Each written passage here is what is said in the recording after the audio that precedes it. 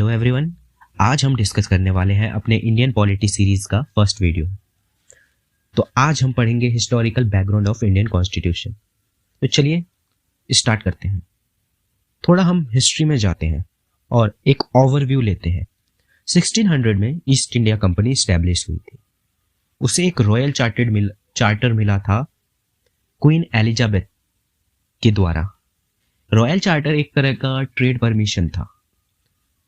East India company में starting में 216 members थे, जिसमें से एक गवर्नर और 24 डायरेक्टर्स थे। अब बात करते हैं ईस्ट इंडिया कंपनी के भारत आने की। 1608 में ईस्ट इंडिया कंपनी पहली बार भारत के सूरत में आती है और उस टाइम के मुगल किंग से परमिशन मांगती है ट्रेड के लिए, बट वो रिफ्यूज कर देते हैं। अब उसके बाद 1611 में ईस्ट इंडिया कंपनी अपनी पहली फैक्ट्री स्टैब्लिश करती है मसूलीपट्टनम, आंध्र प्रदेश में। इसके बाद एक इंसिडेंट होता है, एक बैटल होता है ब्रिटिश ईस्ट इंडिया कंपनी और पोर्टुगीज के बीच, जिसे बैटल ऑफ स्वाली कहते हैं। बैटल ऑफ स्वाली 1612 में हुई थी और ईस्ट इंडिया कंपनी ये बैटल जीत जाती है। इस बैटल के बाद मुगल किंग जहांगीर की नजर ईस्ट इंडिया कंपनी पे पड़ती है। इसके बाद east India company Thomas Roy को जहांगीर के पास एक मीटिंग के लिए भेजती है ताकि उनको एक्सक्लूसिव राइट मिल सके सूरत में ट्रेडिंग करने के लिए। उनको ये राइट मिल भी जाती है 1612 में। इस राइट को शाहजहां एक्सटेंड कर देती है बंगाल तक 1634 में। बंगाल में एक इंसिडेंट होता है जिसे हम बैटल ऑफ प्लासी के नाम से जानते हैं, जो कि 1757 में हुआ था। बेसिकली ये वॉर हुई थी ईस्ट इंडिया कंपनी के रॉबर्ट क्लाइव, जो कि उस टाइम के जनरल थे, और नवाब ऑफ बंगाल सिराज उद दौला, जो उस टाइम के नवाब थे, इनके बीच। नवाब का मानना था ब्रिटिशर्स अपने ट्रेड प्रिविलेजेस का मिसयूज कर रहे हैं टैक्स पेमेंट ना करके। नवाब एक्शन में ईस्ट इंडिया कंपनी के फोर्ट विलियम्स को कैप्चर कर लेता है और वहां कुछ ईस्ट इंडिया कंपनी के लोगों को पकड़ के जेल में डाल देता है। बेसिकली 6 लोगों के जेल में वो 146 पीपल को भर देता है, जिसमें से 123 की डेथ हो जाती है हीट और एग्जॉशन की वजह से। रॉबर्ट क्लाइव इसके बाद काफी चालाकी से काम लेते हैं।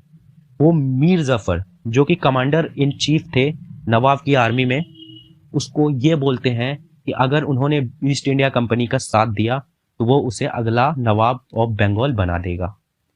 ऐसे ही Mir Jafar East India Company का साथ दे देता है और East India Company battle of Plassey जीत जाती है। बैटल ऑफ प्लासी जीतने के बाद मीर जफर को नवाब ऑफ बंगाल बना दिया जाता है और वो एज अ पपेट की तरह काम करता है ब्रिटिश ईस्ट इंडिया कंपनी की। अब 1760 में मीर जफर के son in law Nawab of Bengal बनते हैं और वो इंटरफेयर करते हैं ईस्ट इंडिया कंपनी के ट्रेडिंग प्रैक्टिसेस में। इसके बाद एक ऐसा इंसिडेंट होता है जो कि पूरे भारत का इतिहास बदल के रख देता है, जिसे हम बैटल ऑफ बक्सर के नाम से जानते हैं। बैटल ऑफ बक्सर नॉर्मली 1764 में लड़ी गई थी। मीर काजिम, जो कि नवाब थे उस टाइम के बंगाल के, और इनका साथ दिया था शाह आलम सेकंड ने, जो कि उस टाइम के मुगल किंग थे, और दूसरी तरफ ईस्ट इंडिया कंपनी के जनरल हेक्टर मुनरो के बीच। ईस्ट इंडिया कंपनी ये बैटल जीत जाती है और ये बैटल के बाद एक ट्रीटी साइन होती है जिसे हम ट्रीटी ऑफ इलाहाबाद कहते हैं। इस ट्रीटी के हिसाब से Shah Alam second east India company को दीवानी राइट्स दे देती है। दीवानी राइट्स एक ऐसा राइट है जिसके थ्रू ईस्ट इंडिया कंपनी अब डायरेक्टली टैक्सेस कलेक्ट कर सकती थी पीपल ऑफ बिहार, उड़ीसा और बंगाल से। बैटल ऑफ बक्सर के बाद east India company territorial power बन जाती है और यहां से स्टार्ट होता है कंपनी रूल का, जो कि 1773 से लेकर के 1858 तक चली थी। ब्रिटेन पहली बार एक लॉ लाती है जिसे कि हम रेगुलेटिंग एक्ट ऑफ 1773 के नाम से जानते हैं। ये मेनली लाया गया था ईस्ट इंडिया कंपनी को कंट्रोल और रेगुलेट करने के लिए इंडिया में। इस एक्ट के थ्रू जो गवर्नर ऑफ बंगाल था उसको अब गवर्नर जनरल ऑफ बंगाल के नाम से जाना जाएगा और 4 मेंबर्स की एक कमेटी बनाई गई थी जो कि गवर्नर जनरल ऑफ बंगाल को असिस्ट करेगा। अब जो ब्रिटिश के दूसरे प्रोविंसेस थे जैसे कि मद्रास, बॉम्बे, उसके जो गवर्नर थे अब वो सबऑर्डिनेट के थ्रू काम करेंगे गवर्नर जनरल ऑफ बंगाल के। इस एक्ट के थ्रू सुप्रीम कोर्ट बनाया गया था कलकत्ता में 1774 में। First governor general of Bengal जो थे वो थे Lord Warren Hasting. Regulating act के बाद एक छोटा सा अमेंडिंग एक्ट ऑफ 1781 आया और उसके बाद 1784 में पिट्स इंडिया एक्ट आता है। पिट्स इंडिया एक्ट के थ्रू फंक्शन का डिवीजन हो जाता है जिसमें commercial function court of directors handle करते हैं और political function board of control.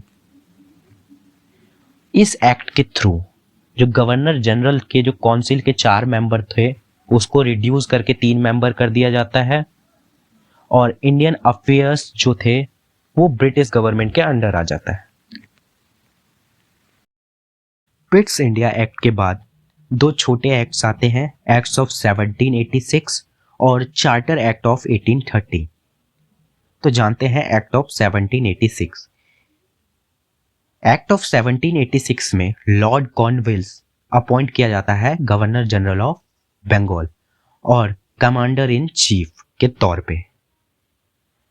Cornwallis के पास पावर होती है कि वो ओवरराइड कर सके अपने काउंसिल के डिसीजन को। अब जानते हैं चार्टर एक्ट ऑफ 1813 के बारे में।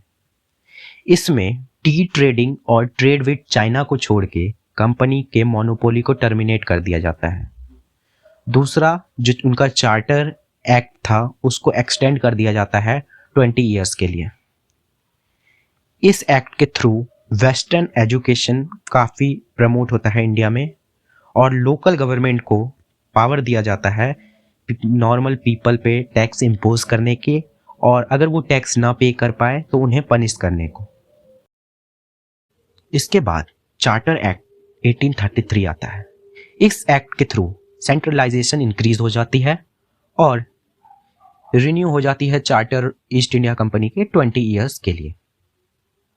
और पहली बार गवर्नर जनरल ऑफ बंगाल का रीनेम होता है गवर्नर जनरल ऑफ इंडिया और पहले गवर्नर जनरल ऑफ इंडिया थे विलियम बेंटिक। इस एक्ट के थ्रू लॉ कमीशन की फॉर्मेशन होती है अंडर लॉर्ड मैकुले। ये वही पर्सन था जिन्होंने सीआरपीसी और आईपीसी बनाई थी। इसके बाद चार्टर एक्ट 1853 आती है। इस एक्ट के थ्रू सिविल सर्विसेज में ओपन कंपटीशन हो जाती है और इसके बाद इस एक्ट को एक्सटेंड नहीं किया जाता। इसके बाद एक ऐसा इंसिडेंट होता है जो कि कंपनीज रूल के पूरे इतिहास को बदल के रख दिया। इसको हम पढ़ेंगे अपने वीडियो के नेक्स्ट पार्ट में।